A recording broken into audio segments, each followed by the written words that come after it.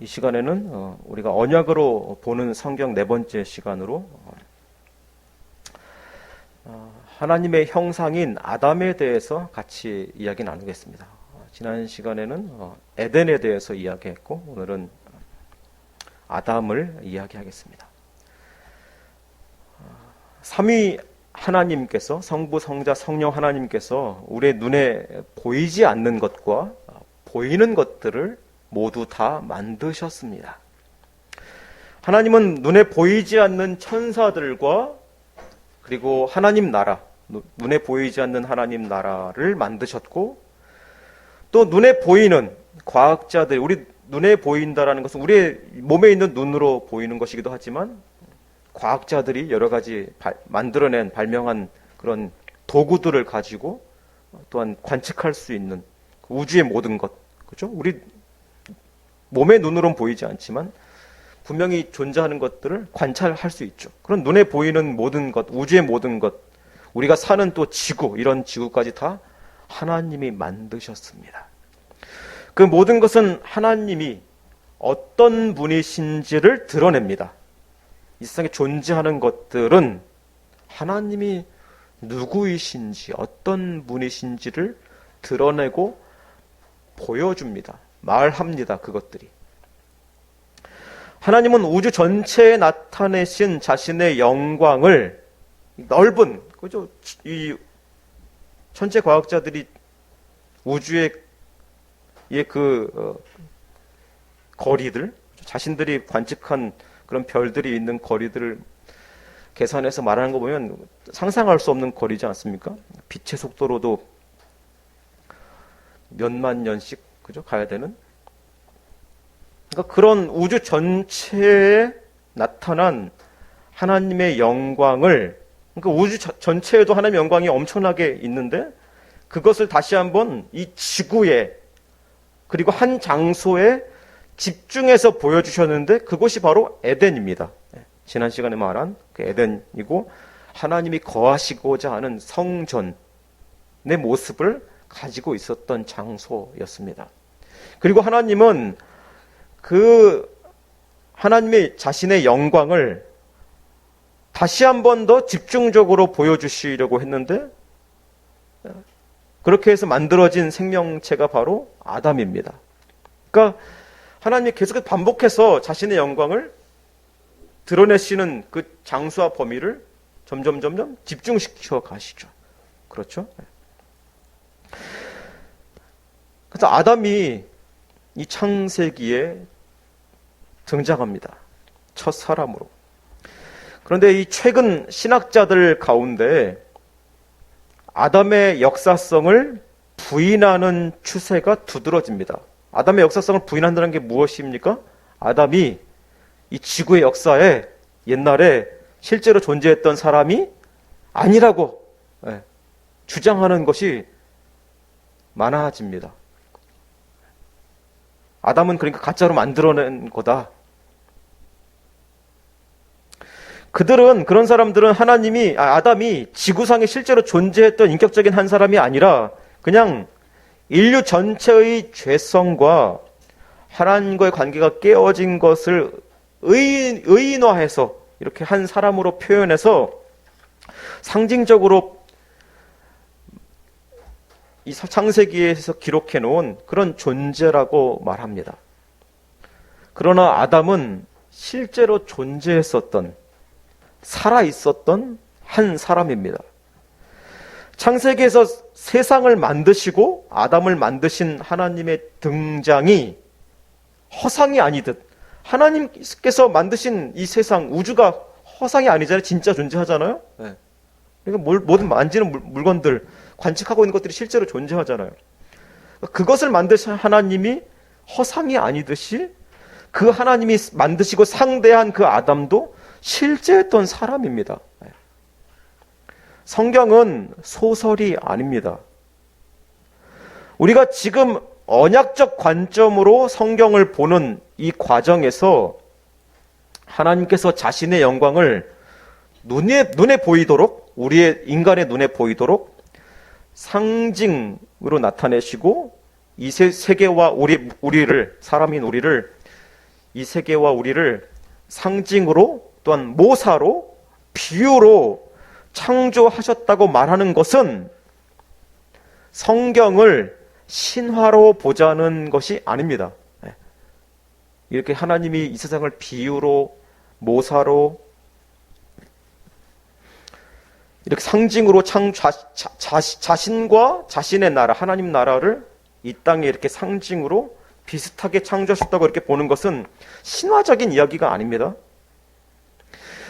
인간이 지어낸 신화나 또 소설은, 현실에 있을 법한 이야기로 지어낸 그런 소설은 역사적 사실이 아닙니다. 그렇죠? 실제가 아니죠. 인간이 만들어낸 그야말로 허상들이죠. 그런데 진짜처럼 여겨지죠.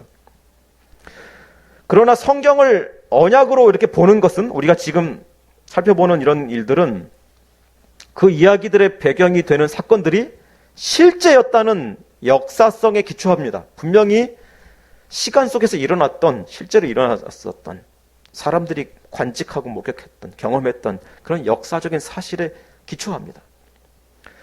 창조의 의미든 에덴의 의미든 출애굽과 성전의 의미든지, 이 하늘과 땅에 있는 분명히 존재하는 자연 만물과 세상 모든 것들과 사람들과 물건들과 실제 일어났던 사건들에 하나님께서 어떻게 그것들을 주관하시고 개입하시고 그것들과 관계하시면서 어떤 의미들을 부여하셨는지, 우리가 뭘 깨달아야 되는지, 거기에서 찾아야 되는 의미가 무엇인지, 어떻게 해석해야 되는지를 말하고 있는 것입니다. 실제 일어났던 이 역사적인 일들을, 그렇죠? 창조가 그렇고 예수 그리스도가 오셔서 죽으신 것들이 다 그렇고 실제 일어났던 역사들을 바탕으로 성경이 기록되었고, 그것에 대해서 바르게 이해할 수 있는 것이 지금 언약적인 관점으로 보는 것입니다. 아담의 역사성을 부인하는 그 일은, 왜 황당하게 아담의 역사성을 부인할까? 이런 일은 어떤 생각들이 전제되어 있냐면, 이 과학적인 태도에 결국 굴복하는 것입니다. 성경의 내용들이 실제 일어났던 사실이 아니어도 단지 이런 주장을 하는 사람들은 아담에 관해서뿐만 아니라 성경의 모든 것들이 다 실제가 아니어도 된다라는 그런 생각이 다 빠져 있습니다. 성경에 있는 일들이 실제가 아니어도 우리는 믿을 수 있어, 이런 생각을 합니다. 마치 다른 종교인들이 자신들의 종교의 생성이 역사적 사실에 근거하지 않았음에도 불구하고 믿고 있잖아요. 그죠? 믿고 그것을 추정하고 모든 것들을 갖다 바치는 것처럼 기독교도 그런 수준에서 존재하면 된다라고 생각하면서 어떻게든 기독교를 살려내려고, 유지하려고 하는 이런 생각에서 나름 이게 정당하고 이게 살 수 있는 방법이라고 생각하기 때문에 이런 말도 안 되는 얘기를 하는 것입니다. 그러니까 이 성경에서 일어난 일이, 기적적인 일들과 모든 창조와 예수님이 오셔서 죽으시고 부활하신 모든 일들이 다 사실이 아니어도 기독교는 생존할 수 있다라는 나름의 논리를 세우려고 하면서 다 이런 일들까지 벌어지는 것입니다. 그러니까 성경의 모든 일들, 우리 믿음의 내용이 역사적 사실에 근거하지 않아도 종교적인, 다른 종교에도 있는 그런 종교적 효과만 있으면 성경을 사용할 수 있다는 것입니다. 상상력으로 만들어낸 영화 많이 보지 않습니까? 그 영화나 소설이 사람들에게 크고 작은 감동을 주기도 하고, 또 어떤 경우에는 중요한 변화의 계기를 주는 것처럼, 그렇죠? 소설도 그렇고 한 편의 시도 그렇고 노래도 그렇고 영화가 특별히 그런 사람들에게 어떤 충격을 주죠. 변화를 주죠. 이 사고의 변화를 주죠. 그런 것처럼 성경도 그런 식으로 잘 사용하면 된다는 그런 생각을 하는 사람들이 상당히 많이 있습니다. 성경을 통해서 종교적인 체험, 각자 나름대로의 그런 체험을 하고 교훈을 얻으면, 그래서 윤리적인 그런 교훈을 잘 뽑아내서 삶에 적용하면 그것으로 된다라고 생각하는 것입니다. 그러나 성경은 역사적 사실에 기반하고 있습니다. 그리고 분명히 일어날 미래의 일을 전망하고 있습니다. 분명한 역사적 사실을 말하고 있고, 그리고 앞으로 분명하게 일어날 미래의 일을 전망하고 있습니다. 아담은 분명히 전인격적으로 그의 육신이나 그의 영혼이나 분명히 전인격적으로 살아있었던 한 사람이었습니다. 바울이 로마서 5장에서 아담 한 사람으로 인해서 우리에게 죄가 들어온 것과 예수 그리스도 한 사람의 순종으로 많은 사람이 의인이 된 것, 죄를 벗게 된 것을 말한 것처럼 이 두 아담, 이 창세기 에덴에 있었던 첫 번째 아담과 예수 그리스도라는 이 두 번째 아담, 이 두 아담의 역사성은, 이 두 아담이 실제로 존재했다라는 것은 인간의 죄가, 우리가 저지르는 이 죄, 마음의 속에 있는 이 어두운 죄가 어디로부터 왔고, 그리고 어떻게 해결될 수 있는지에 대한 성경의 답을 믿을 수 있는 기초가 됩니다. 그렇죠? 가장 우리에게 중요한 문제. 나의 죄가 어디로부터 왔고 어떻게 해결될 수 있는가에 대한 세상이 줄 수 없는 가장 분명한 대답을 주는 기초가 됩니다. 이 두 사람의 역사성이.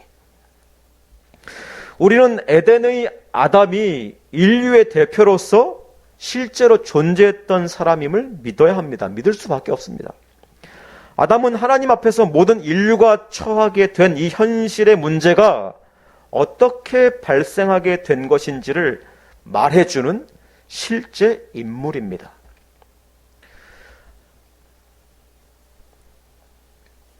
그럼 이 아담이 어떤 존재인가?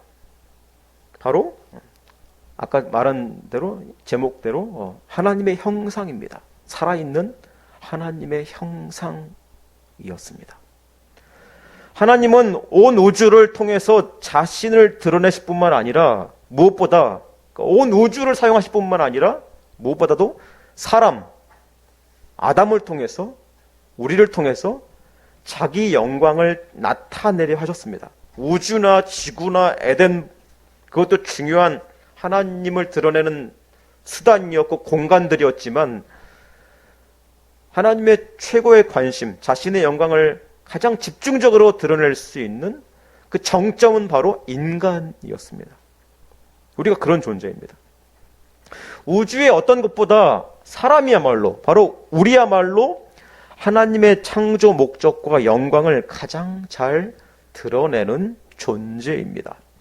그래서 창세기 1장 27절 말씀대로 하나님은 자기 형상, 삼위일체 하나님인 우리의 형상대로 사람을 만드신 것입니다. 거기 그렇게 나와 있죠. 성경 27절에 우리의 형상대로 만들자. 사람이 하나님의 형상이라는 것은 하나님의 겉모습이 만들어진 우리처럼 생기셨다는 뜻이 아닙니다. 우리의 몸처럼 하나님도 그렇게 생기셨다는 것이 아닙니다. 외계인 비슷하게 생기셨다는 뜻이 아닙니다. 하나님이 살아계시고 세상을 창조하시고 다스리시는 분이신 것처럼 사람이 하나님을 따라서 본받아서 살도록 의도되었다는 것입니다. 하나님처럼 하나님을 본받아서 하나님을 따라하도록 의도되었다는 것이 바로 하나님의 형상대로 지어졌다라는 뜻입니다. 하나님의 존재, 하나님의 살아계심, 계심, 있으심, 그 하나님의 존재와 성품, 하나님의 성격이 어떠신지, 하나님의 성질이 어떠신지, 그 하나님의 존재와 성품이 이 창조, 없던 것들, 이 우주와 우리가 목록하는 모든 것들, 또 우리 자신을 만드신 것처럼 하나님의 존재와 성품이 자연스럽게 우리를 창조해 내시는 일을 가져온 것처럼 우리, 사람이라는 우리의 존재, 우리가 여기 있다라는 것, 우리의 존재와 우리의 형상, 우리의 모든 모양과 행위들은, 이런 형상은 우리의 행동을 통해서, 삶을 통해서 드러나야 됩니다. 하나님의 살아계심과 그분의 성품이 창조라는 행위로 나타나는 것처럼 우리도 하나님을 닮아서 행위로 우리가 존재하는 것과 우리의 성격이, 성질이 드러나야 하는 것입니다. 어떻게 드러나야 합니까? 하나님을 닮은 것으로 나타나야 합니다. 그게 창조 목적입니다. 사람이 하나님의 형상을 닮도록 창조된 것은 하나님이 하신 일과 유사한 행동을 사람이 해야 한다는 것입니다. 하나님이 하신 일을 따라서 우리도 비슷한 것을 해야 하는 것이 창조 목적입니다.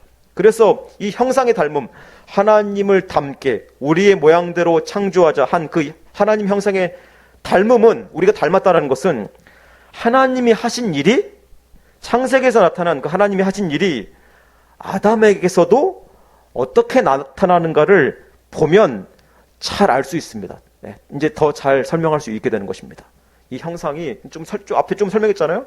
하나님이 어떤 분이신지가 창조로 드러난 것처럼, 창조 행위에서 어떻게 하나님이 어떤 분이신가 나타나는 것처럼 사람도 그렇게 해야 한다라는 것은 이제 이어서 설명할 그 아담이 어떤 행동들을 했는가를 통해서 더 잘 이해될 수 있습니다.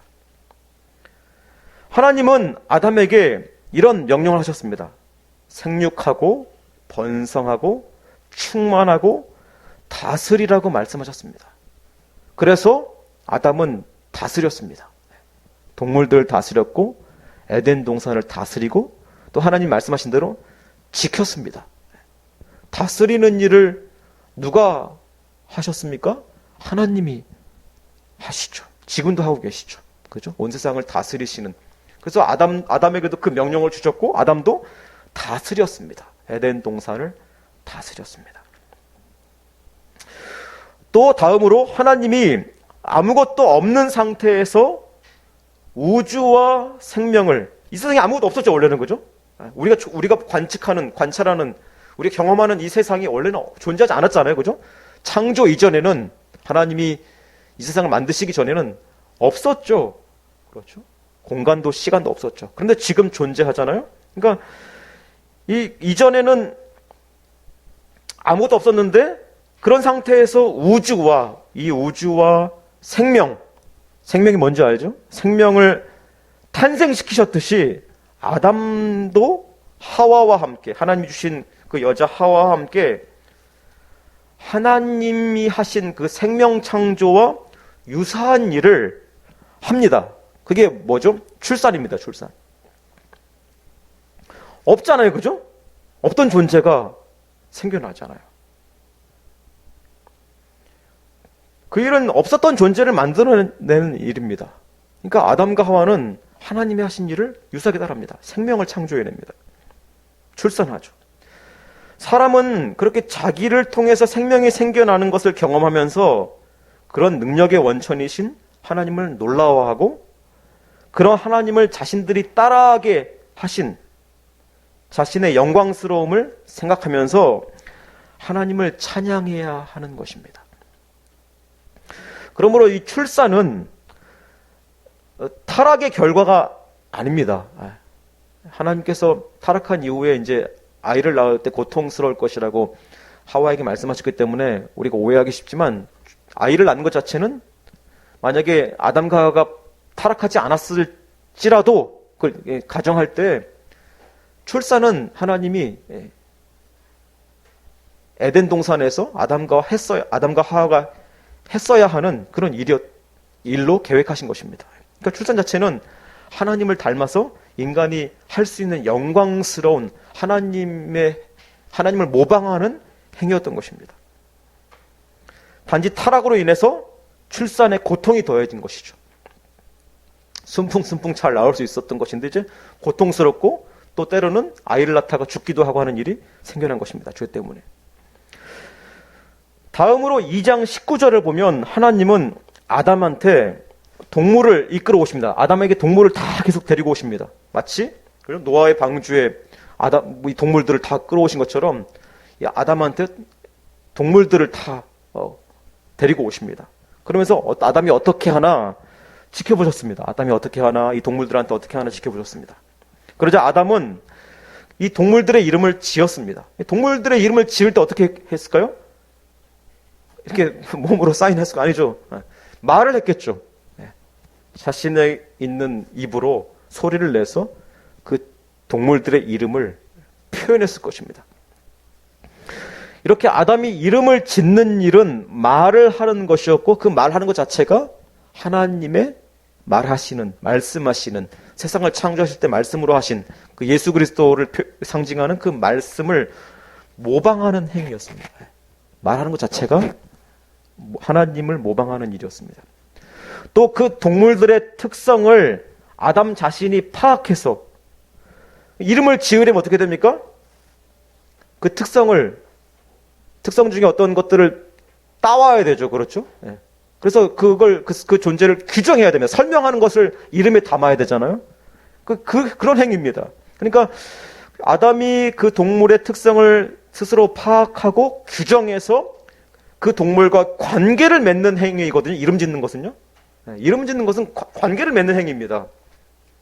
그래서 때로는 사람이 다른 사람들의 이름을 자기가 별명을 짓기도 하고 그리고 자녀를 낳을 때 이 관계를 내가 생각하는 좋은 의미를 전해주기 위해서 그 좋은 의미 안에서 관계 맺기 위해서 이름을 고심해서 짓기도 하는 것이죠. 아담이 이렇게 동물에게 이름 짓는 행위는 하나님께서 앞에서 말한 대로 말씀으로 창조하신 것을 따라하는 것이었고 또 창조한 것들의 이 세상에 창조한 모든 것들의 기능을 이 창조하신 것들의 그 해야 할 일들, 그죠? 하나님이 창조하신 것들이 어디에 위치해 있어야 되고 해야 할 일들이 무엇인지를 규정하신 것, 그것을 모방한 것입니다. 이게 뭐냐면 설명하자면 1장 11절을 보면 하나님께서 땅은 풀과 씨 맺는 채소와 각기 종류대로 씨 가진 열매를 맺는 나무를 내라라고 명령하시자 그대로 되었다고 합니다. 그죠? 무엇 이름을 정하시면서 이런 역할을 해라라고 말씀하셨죠. 이름을 붙이시고 규정하셨죠. 해야 할 일들을 말씀하셨죠. 그래 그대로 됐습니다. 그리고 16절을 보면 하나님이 두 큰 광명체를 만드사 큰 광명체로 낮을 주관하게 하시고 작은 광명체로 밤을 주관하게 하신 것을 말하고 있는데 즉 창조는 하나님께서 세상의 모든 만물들을 말씀으로 불러내시고 있게 하시고 그것들의 기능, 위치, 역할을 정해주시면서 그 피조물들, 하나님 만드신 그것들이 주권자이신, 주인이신 하나님께 순종하도록 관계를 맺으신 것입니다. 이 창조 행위 자체가 이름을 부르시면서 규정하시고 하나님에게 순종하도록 말씀하신 대로 계속 움직이고 행하도록 관계를 맺으신 것입니다.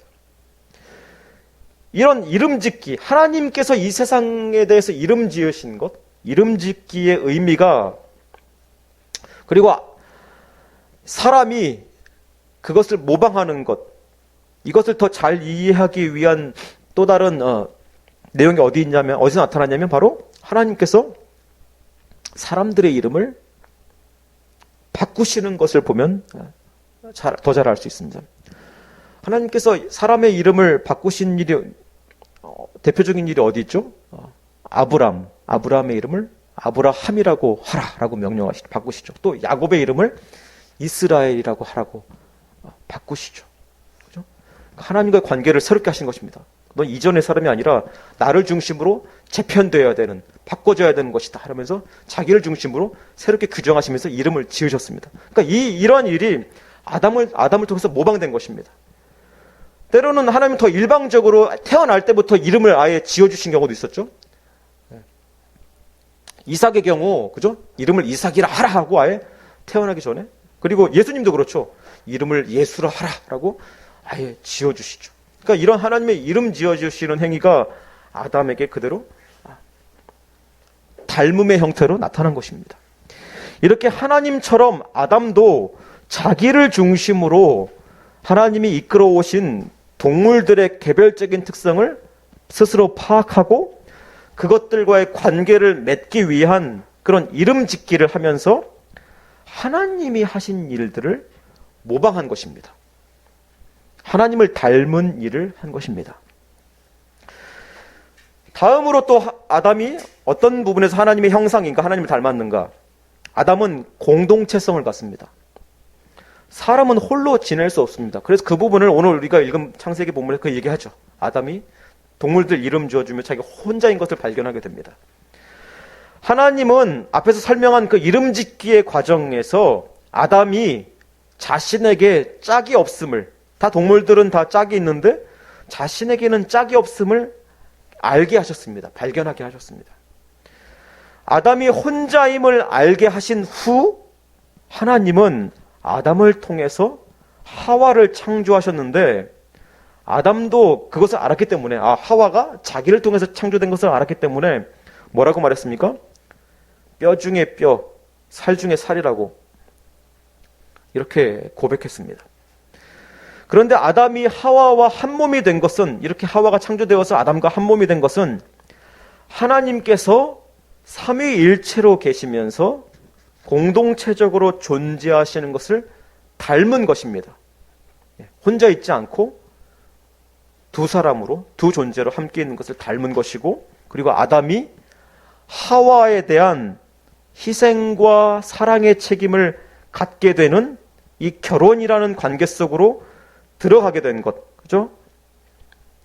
그래서 하나님이 이 둘의 관계를 묶어주시고 누구도 떼어놓을 수 없다라는 이 결혼 관계, 혼인 관계 속으로 이 두 사람이 들어가게 하신 것은 하나님이 이 세상, 이 피조 세계, 특별히 사람과 우리와 언약 관계를 맺으신 것을 닮은 일입니다. 하나님이 우리와 언약 관계를 맺으신 것, 이 세상과 언약 관계를, 이 창조 자체부터가 언약 관계라는 것을 몇 주 전에 설명하지 않았습니까? 이 창조 자체가 언약 관계이고, 아담도 창조되면서부터 하나님과의 그런 언약 관계로 들어가는 것입니다. 그것을 아담도 이 하와와의 관계 속에서 경험하는 것입니다. 이런 거구나. 하나님이 우리와 창조하시고 언약 관계로 자기와 사람을 묶으시는 것은, 이 세상을 묶으시는 것은, 이렇게 아담의 입장에서 이 한 여자를 앞으로 희생적으로 사랑하고 책임지고 돌보는 이런 것이구나라는 것을 깨닫게 하는 그런 모방이었습니다. 아시겠죠?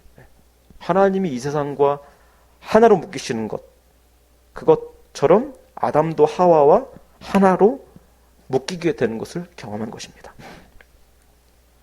이렇게 아담은 자신의 존재와 행위만 하나님을 닮은 것이 아니라, 이런 앞에서 말한 이런 하나님이 맡기신 일들 속에서 수고로운 일을 계속하면서 지키고 다스리고 맡기신 일들을 하면서 순종하면서 하나님을 닮은 것을 드러낼 뿐만 아니라, 그런 수고로운 일을 마치는 것 역시, 그 일들이 언젠가는 마치는데 그 마치는 것 역시 하나님을 닮아야만 했습니다. 그러니까 이 하나님이 맡기신 일이 영원히 지속되는 것이 아니라는 것이었습니다.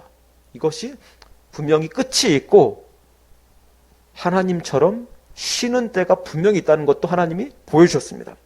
하나님께서 6날 동안, 6일 동안 세상을 창조하시고 7째 날에 안식하신 것처럼, 아담은 하나님의 안식을 보고 기대하면서 하나님의 형상으로서 자신의 일을 감당해야 했습니다.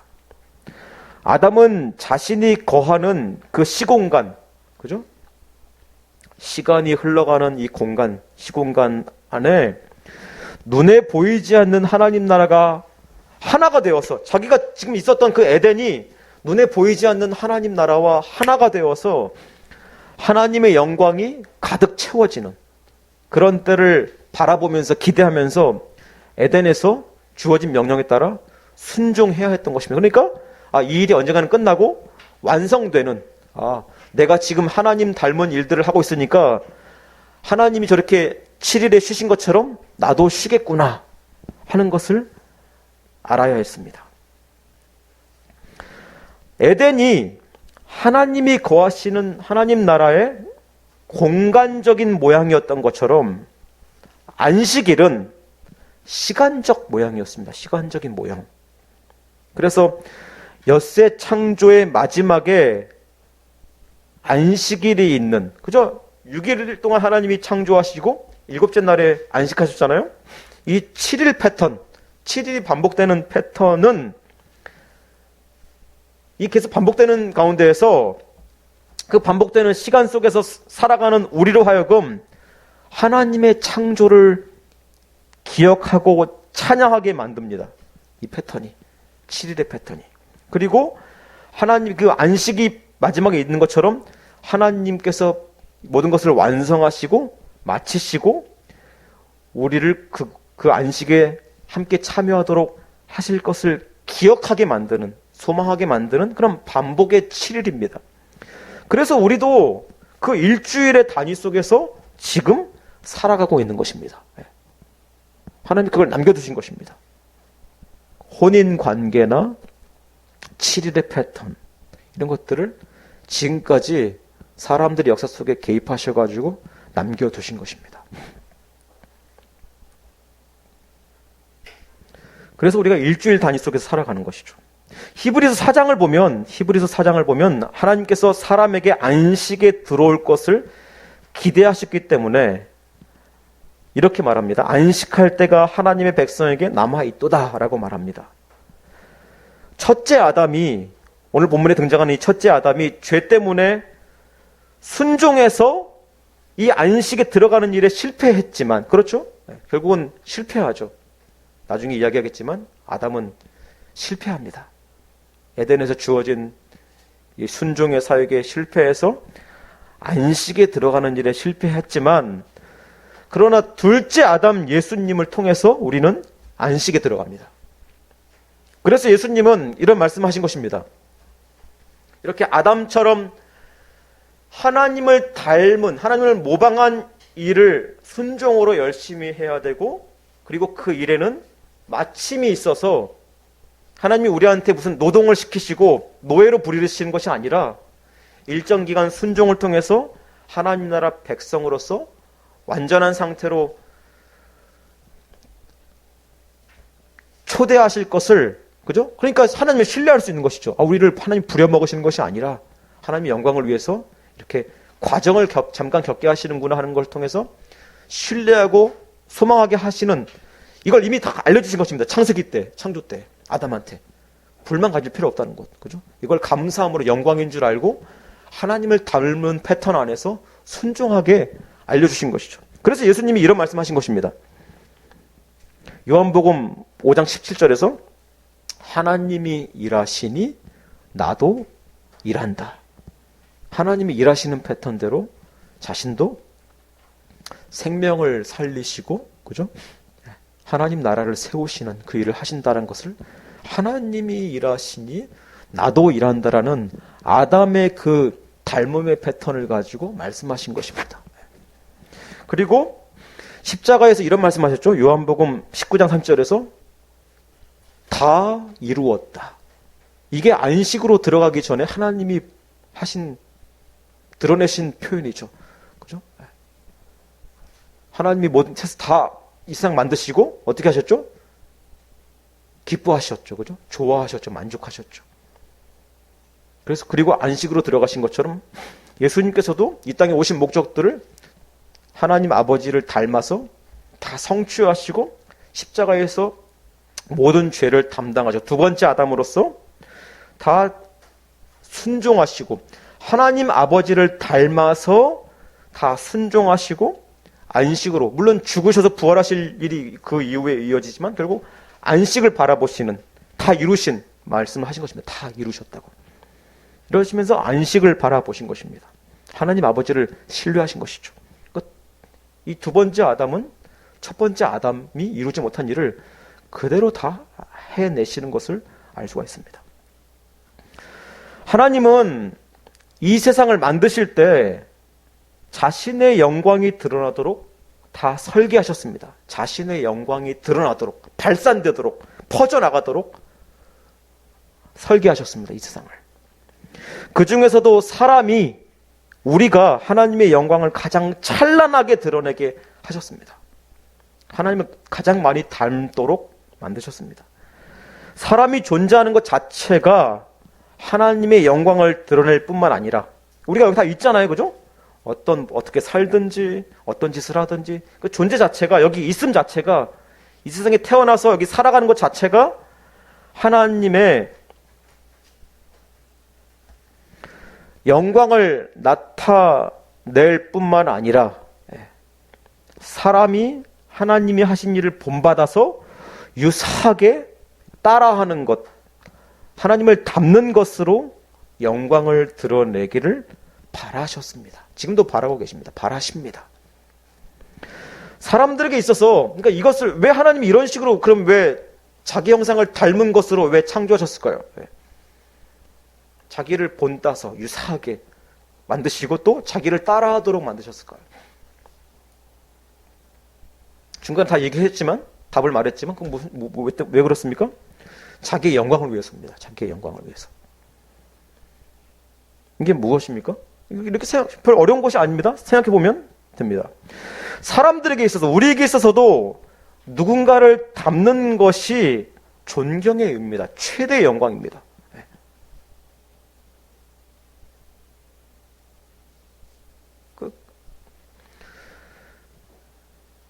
누군가가 만약에 젊은 사람이 나이든 어떤 선배나 어떤 분야에서 성공한 사람 앞에서 누구누구 선생님, 예를 들면 탤런트가 젊은 후배 탤런트가 나이든 존경스러운 거죠. 선배 탤런트보다 저분의 연기를 따라하고 저분처럼 사는 것이 제가 할 일입니다. 그러면 그 얘기를 듣는 그 나이든 선배는 정말 영광스럽겠죠, 그죠? 마찬가지죠. 우리도 그런 얘기를 듣는 것이 인생에서 가장 영광스러운 것입니다. 누군가가 나의 삶을 본받고 저 사람처럼 사는 것이 제가 나머지 인생에서 하고자 하는 일입니다. 라는 얘기를 들을 수 있으면 얼마나 좋겠어요. 그렇죠? 그렇게 모범이 될 수 있고 본이 될 수 있는, 롤 모델이 될 수 있는 것은 정말 쉽지 않죠. 그죠? 그게 인간이 들을 수 있는, 받을 수 있는 최고의 찬사이고 영광이죠. 그런 것처럼 하나님께서는 우리가 하나님을 닮았을 뿐만 아니라, 존재 자체가 닮았을 뿐만 아니라 삶의 행위를 통해서 하나님을 닮아서 하나님을 찬양하고 영광을 돌리게 의도하신 것입니다. 물론 죄로 오염된 인간은 그런 일을 제대로 못합니다. 생명을 낳기도 하고, 인간은 아름다움과 질서를 추구하기도 하고, 하나님처럼 또 자기는 불의해도, 나쁜 짓 해도 다른 사람들한테는 정의를 부르짖으면서 또 명예를 추구하면서, 앞에서 말한 대로 그런 명예도 추구하면서 하나님을 닮은 짓들을 합니다. 하나님을 닮은 거룩한 행위들을 하는 것이 아니라 유사한 하나님을 닮은 일들을 자기도 모르게 합니다. 그래서 그런 죄로 오염된 하나님을 닮은 행위들로는 하나님을 기쁘게 해드리지 못하겠죠. 그렇죠? 그럼에도 불구하고 인간은 자신의 모든 것이 하나님으로부터 왔음을 자기도 모르게 시인하는 것입니다.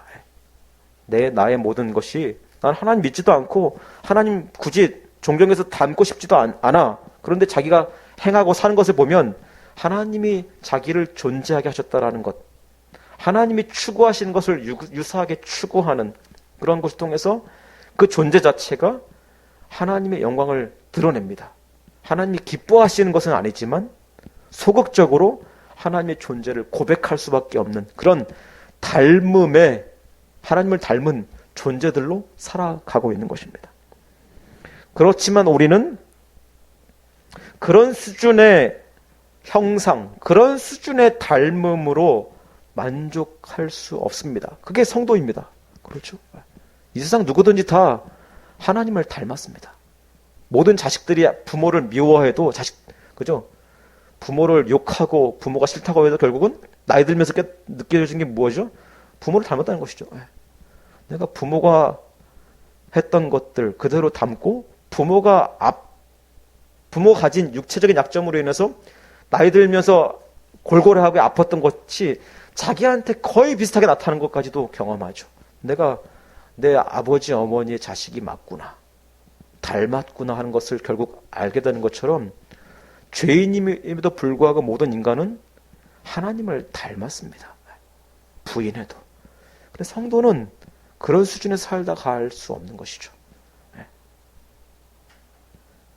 아담에게 의도하셨던 영광스러운 형상으로 하나님을 더 찬양하고 그분에게 영광 돌리기 위한 그런 형상으로서 하나님을 기쁘게 해드리는 것을 우리는 소망해야 합니다. 그게 아담한테 주셨던 사명이었고 우리가 예수를 알게 된 성도가 된 목적입니다. 그렇게 되기 위해서는 유일한 방법은 예수 그리스도를 믿고 예수 그리스도의 형상을 덧입는 방법밖에 없습니다. 아담이 그 하나님이 주신 처음의 닮음을, 형상을 잃어버렸기 때문에 우리가 예수를 믿어서 예수 그리스도의 형상을 입는 것밖에 없어요. 그래서 성경에서는 나중에 이 부분을 또 다루겠지만 예수 그리스도를 입는 것, 옷을 입는 것, 그것을 계속해서 또 반복해서 패턴으로 보여줍니다. 그게 제사장의 옷 입는 것, 예수 그리스도를 입는 것을 신약에서 말하는 것이고 성령이 우리를 덮으시는 것, 새로운 피조물로 만드시는 것, 옷 입혀주시는 것, 그것으로 또 계속해서 상징하고 있는 것입니다. 아담이 잃어버렸던 하나님을 기쁘게 해드려야 했던 그 형상을 상실했기 때문에 새로운 형상을, 하늘로부터 온 그 형상을 입어야 하는 것을 성경이 계속 말하는 것입니다. 그렇게 돼서 하나님을 기쁘게 해드리는 삶을 사는 것, 그것이 우리의 구원의 목적입니다. 성경은 그것을 말하고 있는 것입니다. 기도하겠습니다.